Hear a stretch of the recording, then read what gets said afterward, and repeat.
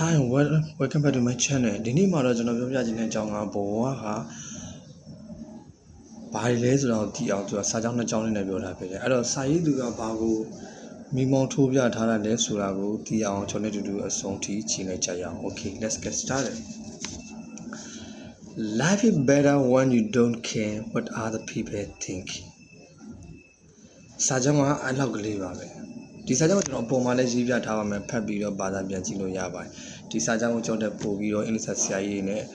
ဆရာမကြီးတွေအထူးပညာရှင်တွေပို့ပြီးနားလဲပါလိမ့်မယ်ဒါပေမဲ့ဒီစာကြောင်းမှာစာရေးသူကဘာကိုသူ့အနေနဲ့ပြထားတာလဲဆိုတော့သိရအောင်တော့ကျွန်တော်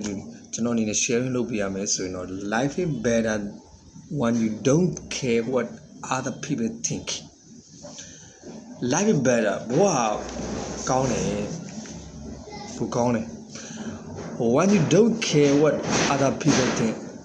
တခြားလူဘာတွေးလဲဆိုတာကိုမင်းခယူးမဆိုင်တဲ့အခါတွေမှာဘောဟာကောင်းတယ်အဲ့တော့သူပြောနေတာဆောင်းတကူစုံပြောမယ်ဆိုရင်တော့တခြားလူမင်းကိုဘာလို့ထင်လဲဆိုတာကိုမင်းမစင်စားတဲ့အခါတွေမှာမင်းဘဝကြီးကကောင်းနေမယ်လို့သူပြောအဲ့ကြောင့်ကျွန်တော်တို့ကတခြားလူဘာတွေးလဲကျွန်တော်တို့ကောင်းတဲ့မှာထည့်စရာမလိုကျွန်တော်တင်းလို့စရာမလိုကျွန်တော်တို့ရဲ့ objective ကိုကျွန်တော်လက်ခံကျွန်တော်လုံးစားရှိရည်စတိုင်းလုပ်နေရမှာဖြစ်တယ်